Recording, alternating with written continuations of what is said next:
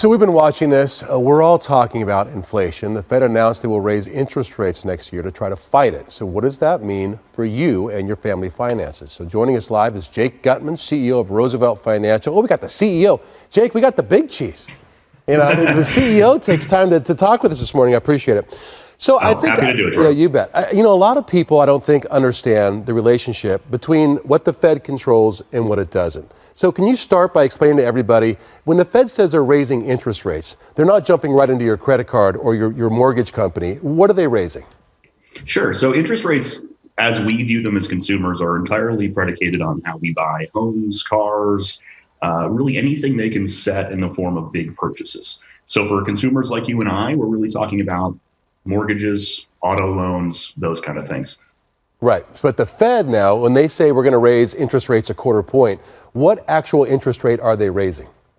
Oh, we're talking about actual prime rates. That's going to lead to banks raising interest rates. So your mortgage now is not going to change. However, new home buyers that might be used to call it 3% rate might be experiencing a 3.25%, a 3.5%. We're going to see how this goes over the next year, but that's where we're going to start seeing those changes. And so it's interesting in a way, isn't it, that the Fed or bankers federal bankers are trying to fight rising prices by raising prices on things, right? Is that what they're doing?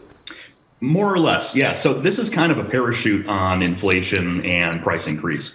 So in the same way that the Fed lowered interest rates to increase consumer spending with cheap money, because that's really what it is, they're trying to put the brakes a little bit on what we can see are extremely expensive prices for goods, everything from gas to milk to buying a car with 15% premiums, you name it. So this is a slowing strategy by the Fed to try and ease consumer spending and slow things down to a bit of a normal.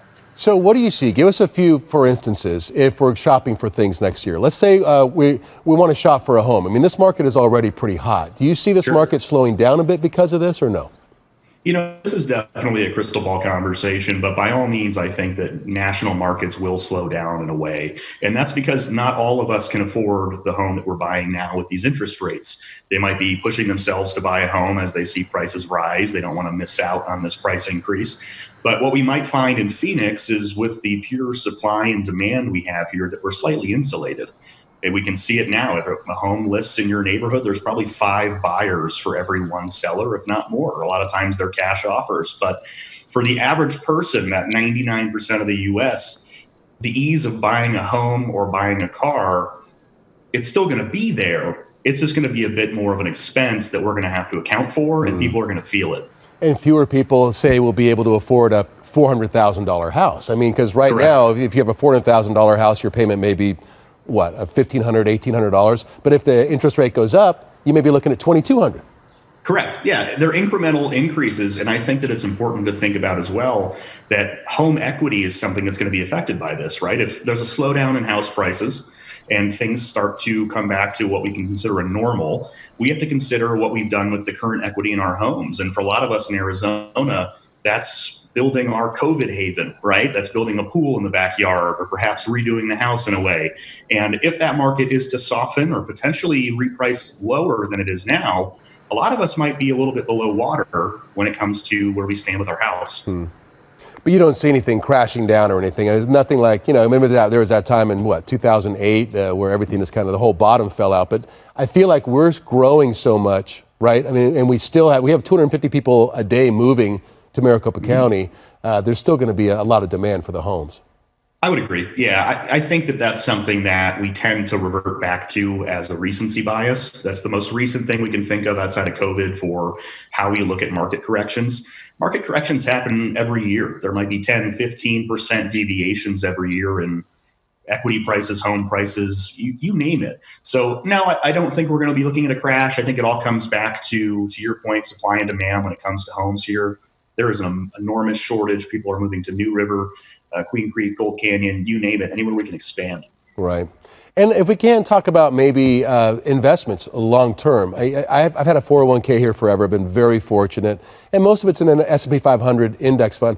They said something like I got almost a 30% return this year, which seems crazy. Do you think we're going to have something like that next year? Where do you see that going?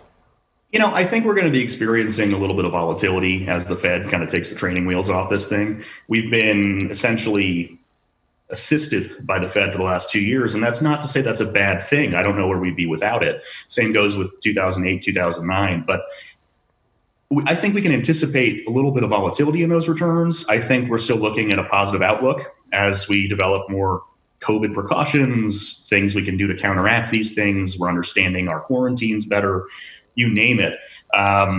I think that that's a perfect example of correlation does not equal causation, right? A lot of people thought the world was ending with COVID, and here we are seeing returns that are all-time highs in markets. Right. All right. So, and last question here. If you're Sure. on the fence right now with, say, buying a home or buying a car or, investing in something, would you do it? What would you do right now? Or would you hold off? I think it all kind of comes back to what you're doing at home. So if I have enough cash to facilitate whatever my decisions are, no matter what the market is, and I'm not stretching myself, I think you're in a comfortable place to make that choice. If you're trying to stretch yourself to keep up with the Joneses next door, I would absolutely hold off, wait for the housing market to soften, perhaps invest what you might be thinking of spending. And as things progress, see where things go. We can always buy. It's always a good time to be an investor as long as we have a long enough time horizon. Jake Guttman, Rosevest Financial. Is it good to be the CEO? Do you get to walk I'm not around too all upset. day? What? I'm talking to you from my kitchen and living room. I'm not too upset. So Good. That sounds good. Jake, thank you very much. Nice chatting Thanks, with you. Troy. You as well. Appreciate it. Yeah, so there you go. I mean, what's going to happen next year?